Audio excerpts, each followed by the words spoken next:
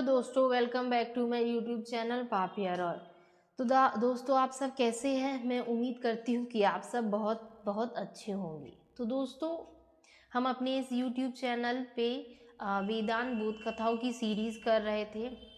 हमने अपनी 3 स्टोरी कर ली है और तीनों स्टोरी आपको डिस्क्रिप्शन बॉक्स पे उसका लिंक मिल जाएगा। और दोस्तों, आज हम करेंगे अपनी 4th और लास्ट स्टोरी। हमने इस सीरीज़ में 4 अच्छी स्टोरी को आपको सुनाने की कोशिश की है और मुझे उम्मीद है कि आपको स्टोरी अच्छी लगी होगी। मतलब मेरा ये प्रयास है कि आपको स्टोरी समझ आए। तो दोस्तों, आज हम अपनी लास्ट स्टोरी करते हैं जिसका नाम है इंद्र की ब्रह्मा से भेंट। तो चलिए दोस्तों, स्टार्ट करते हैं हम। एक बार काफ़ी काल तक चले युद्ध में देवताओं ने असुर को हरा दिया। इससे अहंकार में उन्मत्त होकर उन लोगों के मन में अपने विजय का समारोह मनाने की इच्छा हुई। ब्रह्मा ने ही देवताओं की ओर से विजय की प्राप्ति की थी, परंतु देवता युद्ध में ब्रह्मा की भूमिका से अज्ञात थे और वे जीतने की खुशी में फूले नहीं समा रहे थे। ब्रह्मा ने मन ही मन विचार किया, देवताओं को इस भयंकर अहंकार से बचाना चाहिए, अन्यथा यह भी कुछ काल के भीतर ही असुर प्रवृत्ति के हो जाएंगे। इनकी भलाई के लिए मुझे इनका अहंकार दूर करना चाहिए। इसके बाद देवताओं के समारोह के पूर्व ही ब्रह्मा उनके समक्ष एक ज्योतिमय मूर्ति के रूप में प्रकट हुए। देवताओं ने कभी ऐसी मूर्ति नहीं देखी थी। यह मूर्ति क्या है, कौन है? इस रहस्य को समझना उनके लिए असंभव हो गया। देवताओं ने अग्नि से कहा, हम लोगों में आप ही बड़े शक्तिशाली माने जाते हैं, कृपया जाकर इस मामले की पूरी तौर से जांच पड़ताल कीजिए। लगता है कि यह कोई पूजनीय मूर्ति है। अग्निदेव ब्रह्मा के पास, या फिर कहे कि रहस्यमय रूपधारी मूर्ति के पास गए। ब्रह्मा ने उनसे पूछा, आप कौन हैं? उन्होंने उत्तर दिया, मैं अग्नि के रूप में प्रचलित हूँ। ब्रह्मा, आपका नाम तो बड़ा प्रसिद्ध है, आप में कौन से गुण हैं?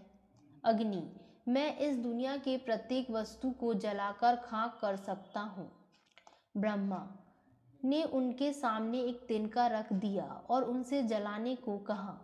अग्नि ने जी जान से प्रयास किया, परंतु उसे जलाने में असफल रही। वह बड़े संकोचित होकर चुपचाप वापस लौट गए। उन्होंने जाकर देवताओं से कहा, मैं नहीं बता सकता कि यह मूर्ति वस्तुतः कौन है।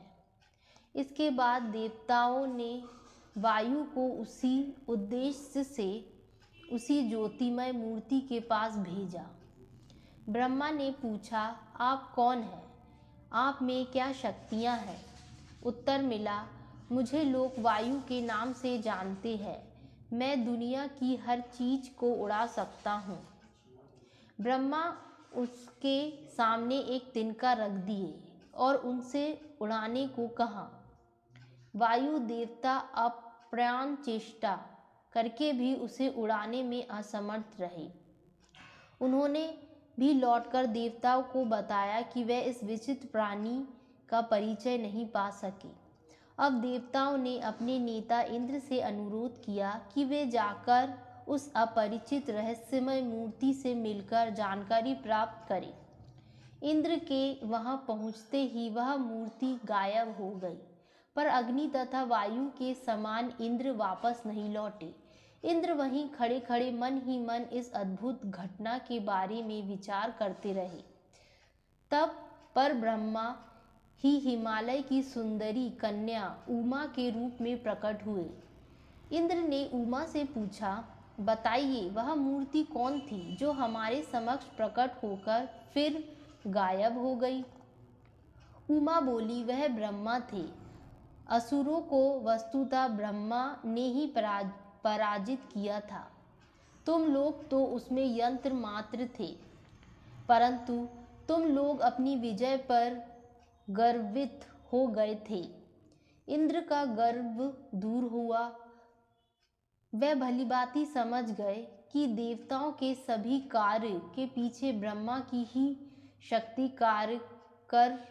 कार्यकर है, क्योंकि केवल इंद्र, अग्नि तथा वायु ने ब्रह्मा के साथ बात करने का साहस किया, अतः यह तीनों अन्य देवताओं से उत्कृष्ट हुए।